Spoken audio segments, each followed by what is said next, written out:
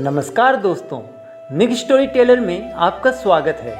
और आज की कहानी है मनहूस आदमी। बहुत ही ज्ञान भरी कहानी। तो चलिए शुरू करते हैं। एक व्यक्ति के बारे में लोगों ने अफवाह उड़ा रखी थी कि वह मनहूस है और अगर कोई उसका मुख सुबह सुबह देख ले तो उसे खाना नहीं मिलता। लोग उससे दूर दूर रहते और सुबह के समय तो उसे देखना नहीं चाहते थे। उस व्यक्ति ने भी इस अपमान को सहन करना सीख लिया था, इसलिए उसकी कोशिश रहती थी कि वह लोगों के सामने कम से कम आए, खास तौर पर सुबह के समय। यही कारण था कि वह सुबह के समय बाहर नहीं निकलता था।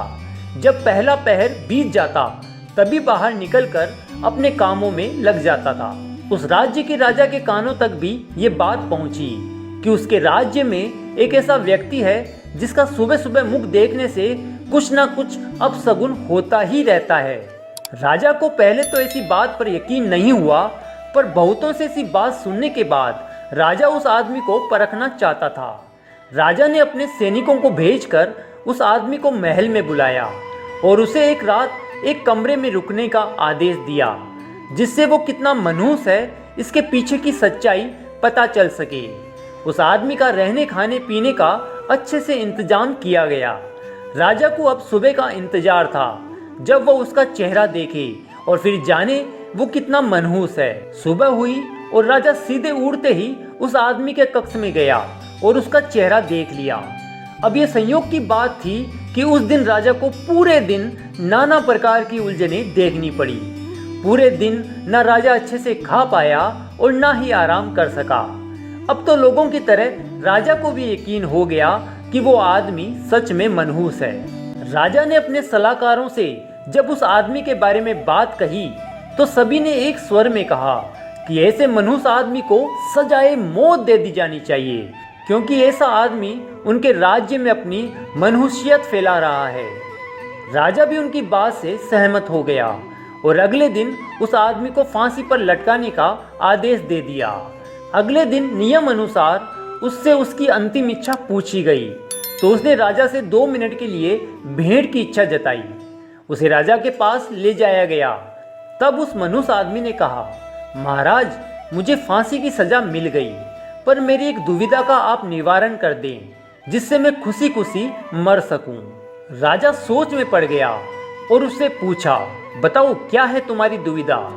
तब उस आदमी ने कहा, महाराज, कल आपका दिन अच्छा नहीं गया। आप अच्छे से खा ना सके और ना ही आराम कर सके, क्योंकि कल आपने सुबह मेरा मुख देखा था और आपको लगा कि मैं मनहूस हूँ। पर हे राजा, मैंने तो आज सुबह आपका मुख देखा है और उसके बदले में मुझे तो मौत की सजा मिल चुकी है।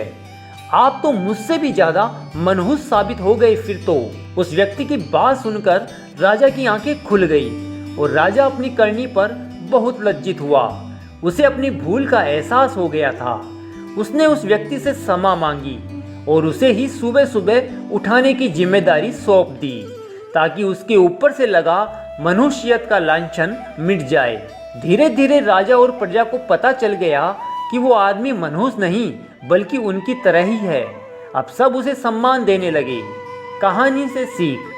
दोस्तों, दूसरों पर इल्जाम लगाना बहुत सरल होता है, पर इल्जाम लगाने से पहले हमें खुद की कमियों पर भी ध्यान दे देना चाहिए, क्योंकि किसी संत ने बहुत खूब कहा है, बुरो जो देखन में चला, बुरा ना मिलिया कोई, जो दिल ढूंढा अपना, मुझसा बुरा ना कोई कबीरा, मुझसा बुरा ना को।